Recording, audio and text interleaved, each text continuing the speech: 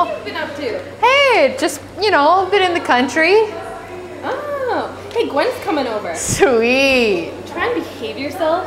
Why? Because you're always hitting on Gwen. It's gross.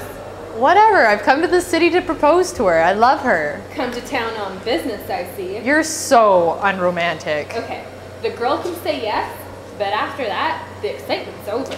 Divorce courts were made for people like you. Stop acting like you're already married. It ain't gonna happen. What? Why? Because girls don't marry guys they sleep with. Whatever. It's true. And anyways, I say no. You say no. Yeah, she's my cousin. And you haven't told me about Cece. Cece? I don't know who you're talking about. Well, then explain the cigarette case. What the? I've been looking for that everywhere. It's not even yours. It's mine. Yes. How dare you? It's ungentlemanly to snoop. Whatever. Everyone does it. So, give it back. Yeah, but it's not yours. It's a present from the Cece. She's my aunt. Your aunt? Yes, now give it to me. So, she's your aunt, but calls herself Little Cece? Yeah, she's short. Who cares? Now hand it over. All right, but why does your aunt call you Uncle Jack? You're Ernest. No, I'm not Ernest. I'm Jack. You have always told me it was Ernest. I've introduced you to everyone as Ernest. You answer to the name of Ernest. You look as if your name was Ernest. You are the most earnest looking person I ever saw. I'm Ernest in the city and Jack in the country, okay? Yeah, but that still doesn't explain why Cece calls you uncle. What does it matter? Just give me the case. You know what? I knew you were Bunburyist. Oh, what now? I'll tell you if you tell me this whole being Ernest and Jack thing. Whatever, just give me my case back first. Fine, here. Now explain. It's really simple. I was adopted by this man, and he made me his granddaughter's guardian. She calls me uncle and lives at my country house. And where is this house? Like I'd tell you. Oh, come on. So why Ernest in town and Jack in the country? Like you'd understand. You're so immature. I invented Ernest, my troubled younger brother who lives in the city, who I always have to help out of trouble so that I can get away from my responsibilities sometimes. That's it. Really, it's simple. The truth is never simple. What you are, my friend, is a Bunburyist. Oh, what now? Well, you've invented Ernest so you can get away, and I've invented Bunbury so I can get away. Bunbury's perfect. If it wasn't for his bad health, I wouldn't be able to go to the bar with you instead of a stupid family dinner. I didn't say I wanted to go to the bar. I know, you're quite antisocial. You should spend time with your family. Right, I've only seen them once this week. But anyways, I need to tell you the rules of being a Bunburyist. I'm not a Bunburyist. If Gwen says yes, I'm going to kill Ernest. Probably will anyways. Cece is showing too much interest in him. You should kill Bunbury too. I never. If you ever get married, you'll be happy to know Bunbury. Nope, if I marry Gwen, I'll need no one else. Then your wife will. In married life, 3 is company, 2 is none. That's what caused Twilight. Love triangles. Yeah, and the happy home has proved in half the time. So bar, right? I guess so. Good, but be serious about it, because people going out who don't get drunk is such a waste of time. Ugh.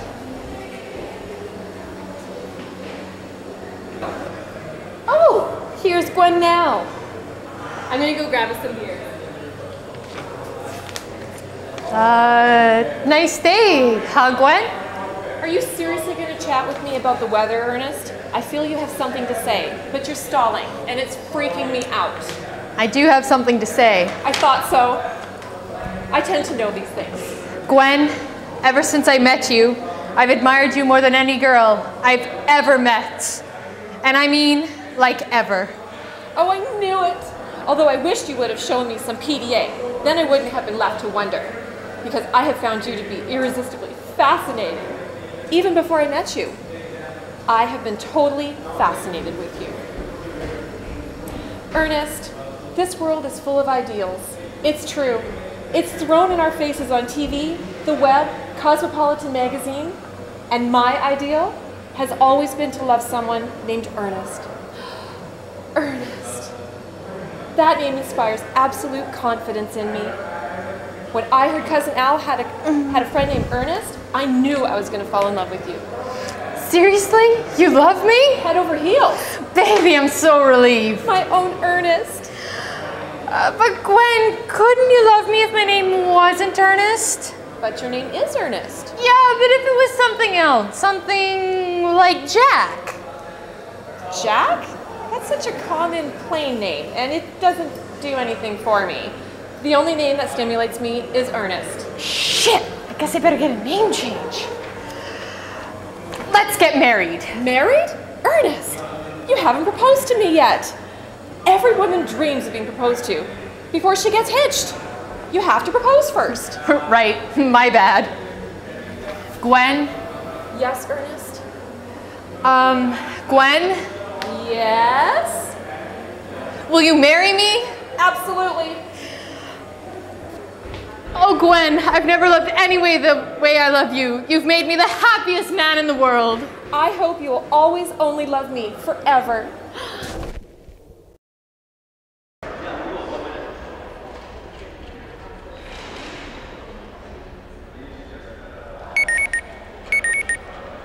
What?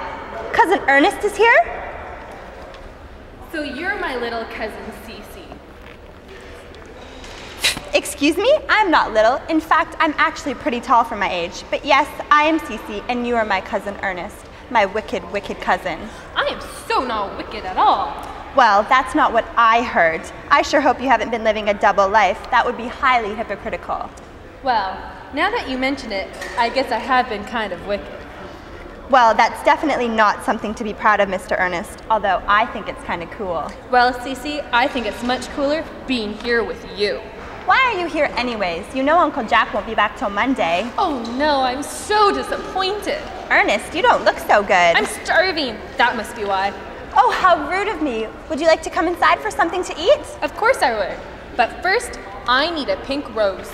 Okay, that's kind of weird. But if you'd like a pink rose, I will get you one. You are like a pink rose, Cousin Cece. Ernest, you probably shouldn't talk to me like that. But Cousin Cece, you're the most beautiful girl that I've ever seen. Miss Prism says that good looks are just a trap. Well, if they're a trap, I'd sure like to be caught in it. Oh, God!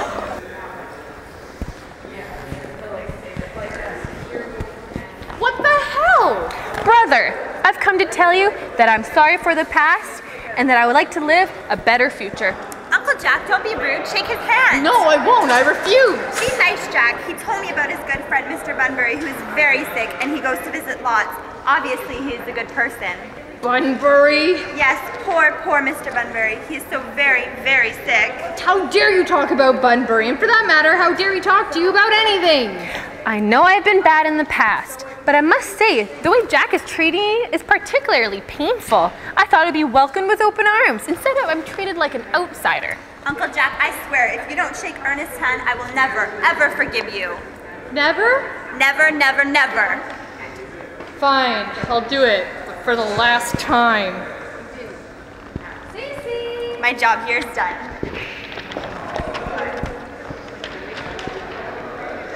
You scoundrel, Algie.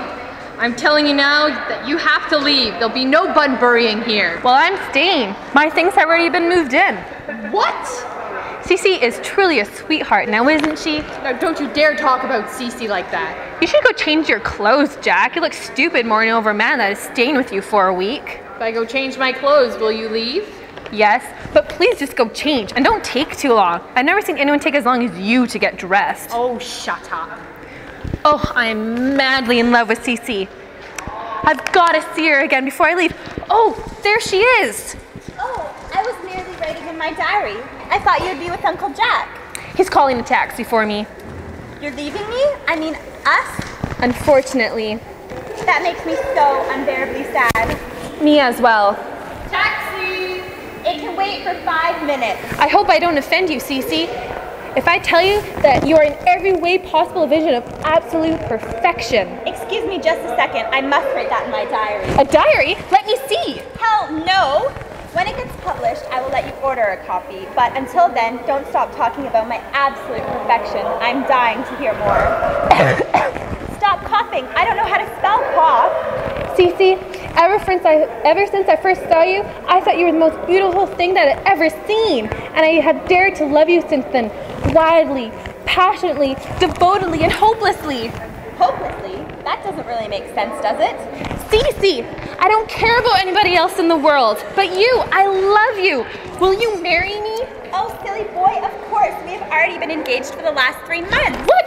How did we become engaged? Well, ever since Uncle Jack first told me about you, I fell in love with you, Ernest. We have been engaged since February 14th. I even bought myself a ring.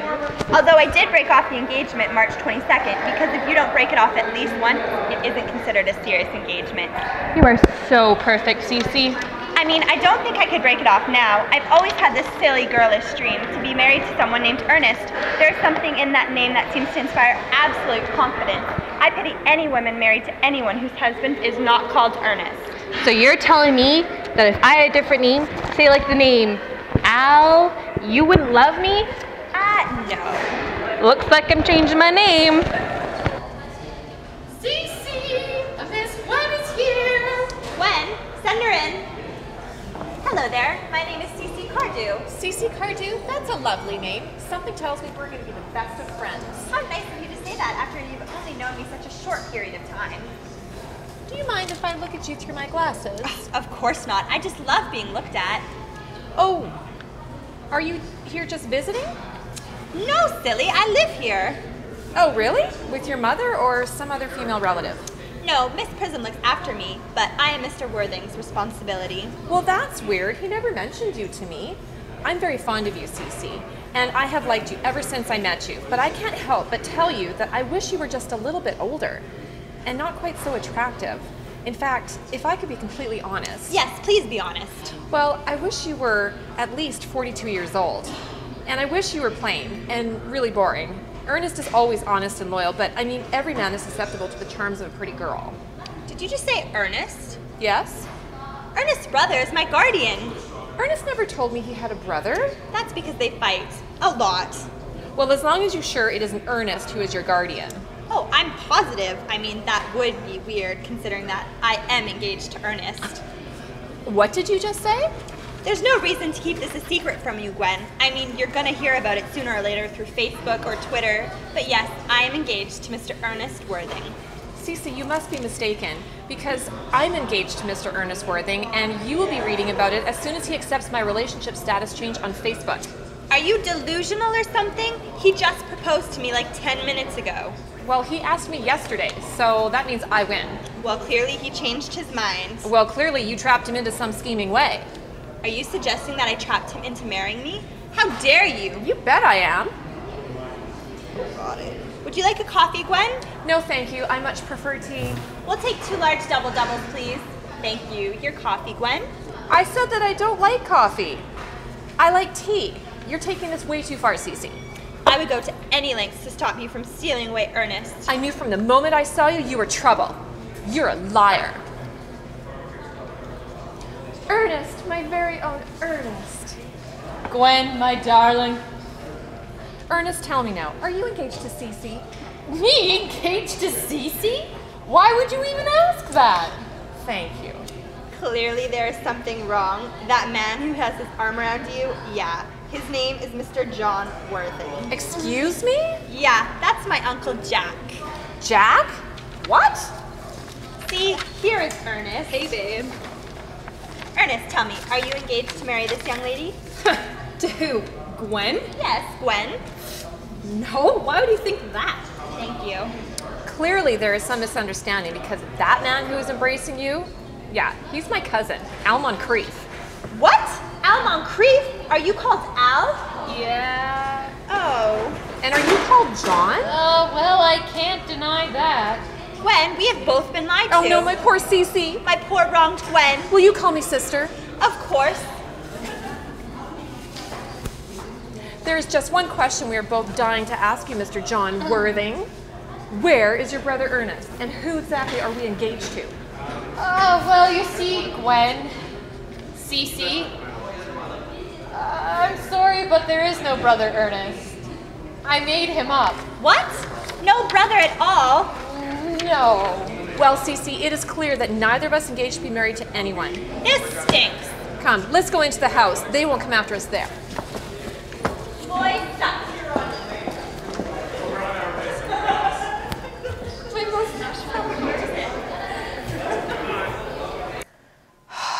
What a mess. Now, even if Gwen says yes, her aunt will still say no, all because of my name, because of my lack of family. But maybe I can fix them at the same time.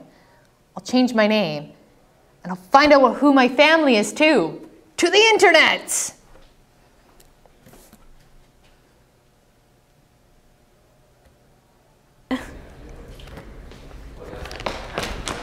Listen up, everyone. I have fantastic news. Well, what is it? I'm your older brother, Al. I was just on genealogy.com and through some old records and missing persons reports and military records and church records and newspapers. I've discovered that our nanny left me in a train station by accident. I was adopted by Mr. Cadieux, who found me in the train station.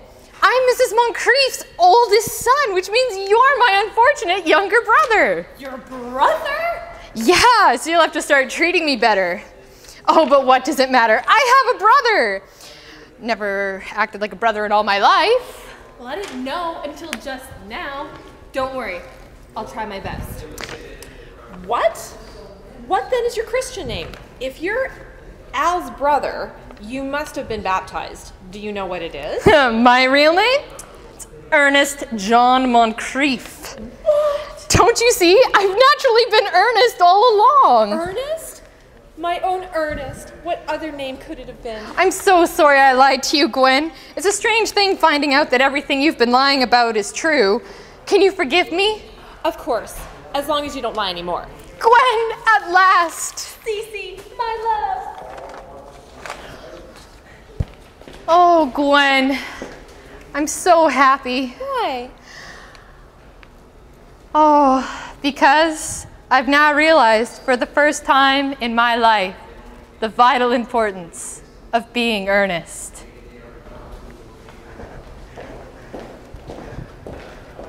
That's a wrap!